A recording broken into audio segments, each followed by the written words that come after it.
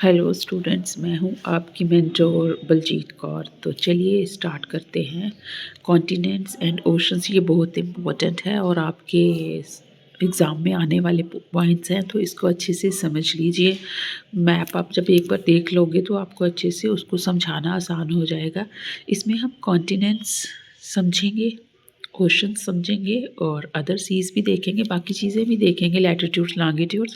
लेकिन अभी के लिए मैं खाली आपको सबसे पहले मैप में तो आप यही समझिए कि कॉन्टिनेंट्स आपको एग्जैक्टली पता होना चाहिए कि कौन सा कॉन्टिनेंट कहाँ पर है। अगर आपको एग्ज़ाम में आए तो आप उसको अच्छे से शेड कर सको। तो ध्यान से देखिए, अब वर्ल्ड मैप में जब आपसे पूछा जाए कंट्रीज़ या कॉन्टिनेंट्स के बारे में, तो मुझे लगता है कि सारे के सारे बच्चे एक जगह तो ज़रूर दिखा पाएंगे और वो जगह है हमारा इंडिया।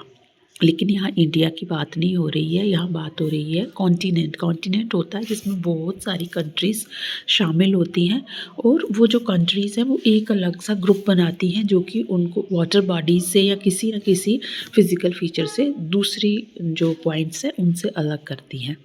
तो इस हिसाब से हमारे पूरे वर्ल्ड में 7 कॉन्टिनेंट्स हैं, ये तो आपको पता है। अब आपने मैप में दिखाना है, तो ये जो आपको शेडेड एरिया दिख रहा है ग्रे में, ये है सबसे हमारा बड़ा कॉन्टिनेंट यानी एशिया। नीचे अलग से दिखने वाला ये ऑस्ट्रेलिया है। ग्रीन में जो आपको दिख रहा है ये अफ्रीका है। इसके बाद ऊपर देखिए तो ये है यूरोप।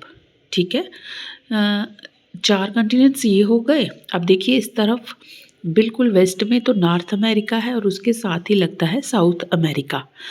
ये हैं हमारे मेन कॉन्टिनेंट्स और नीचे की तरफ जाइए तो वहाँ पर आपको मिलता है 7th कॉन्टिनेंट, जिसका नाम है एंटार्क्टिका।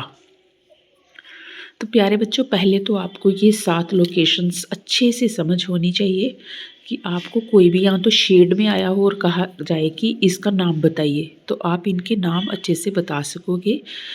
अफ्रीका, एशिया, अफ्रीका, उसके बाद नॉर्थ अमेरिका, उसके बाद साउथ अमेरिका, उसके बाद अंटार्कटिका, उसके बाद है यूरोप और लास्ट में आता है ऑस्ट्रेलिया। ये मैं किस हिसाब से बता रही हूँ आपको, इनका एरिया के मुताबिक। तो सबसे बड़ा कौन सा हुआ? सबसे बड़ा हुआ एशिया। और सबसे छोटा कौन सा है? सामने दिख रहा है ऑस्ट्रेलिया। तो ज़्यादातर यही पूछा जाता है लार्जेस्ट कॉन्टिनेंट कौन सा है और स्मॉलेस्ट कौन सा है। अब बात करते हैं पॉपुलेशन के हिसाब से सबसे बड़ा कौन सा है और सबसे छोटा कौन सा है। तो पॉपुलेशन की बात करें तो आपको पता है इंडिया और चाइना जहाँ होंगे वही सबसे बड़ा बड़ा। तो अंडरस्टूड है कि सबसे बड़ा कॉन्टिनेंट जो है वो एशिया है। दूसरे नंबर पर आता है अफ्रीका। तीसरे नंबर पर पॉपुलेशन के हिसाब से यूरोप है। चौथे नंबर पर नॉर्थ अमेरिका है और पांचवे पे साउथ अमेरिका है। छठे पे ऑस्ट्रेलिया और लास्ट में अंटार्कटिका आता है। अंटार्कटिका में सबसे कम पॉपुलेशन मिलती है क्योंकि ये बर्फ से ढका हुआ कॉन्टिनेंट है। तो सबसे बड़ा पॉपुलेशन के हिसाब से है एशिया और सबसे छोटा पॉपुलेशन के हिसाब से है अंटार्कटिका। तो ये है पॉपुलेशन के अकॉर्डिंगली, तो आपको छोटा या बड़ा ही पूछा जाएगा। प्यारे बच्चों, इसके बाद जो तीसरी चीज़ है वो 3 इम्पॉर्टेंट प्लेसेस हैं। एक है ग्रीनलैंड। तो आपको सामने मैप में देखिए ग्रीनलैंड, ये एक बर्फ़ से ढका हुआ एरिया है। तो इसका नाम ग्रीनलैंड इसलिए रखा गया ताकि लोग अट्रैक्ट होकर यहाँ जाके बस सकें, जिसने भी इसको खोजा था। वो बाद में डिटेल में बताऊँगी। दूसरा आ जाता है यूरेशिया। यूरेशिया इसलिए कहा जाता है यूरोप प्लस एशिया। ये एक ऐसा कॉन्टिनेंट है जिसके बीच में जो दीवार है वो यूराल पर्वत की है। यानी कि यूराल माउंटेन्स इन दोनों को अलग करते हैं, अदरवाइज़ ये पूरा एक लैंड मास है। इसलिए इसको यूरेशिया भी कहा जाता है। और इसी तरह से एक और तीसरा इम्पॉर्टेंट नाम आता है, वो आता है ओशिनिया।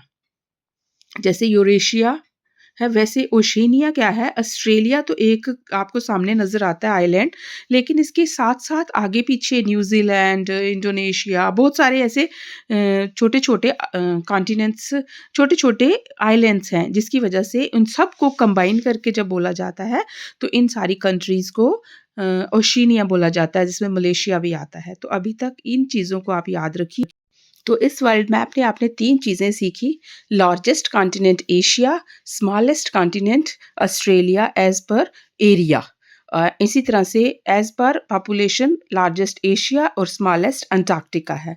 और तीसरी चीज़ आपने ग्रीनलैंड, यूरेशिया और ओशिनिया सीखा। तो dear students, from the examination point of view, ये आपका पहला मैप जिसमें ये ज़रूर कुछ ना कुछ इनमें से आएगा शेड करना। तो ये इम्पॉर्टेंट है 11th के लिए भी और 12th के लिए भी। इसके बाद हम नेक्स्ट मैप करेंगे जिसमें हम ओशंस आपको बताऊंगी मैं, तो आप अभी तक इसको प्रैक्टिस कीजिए।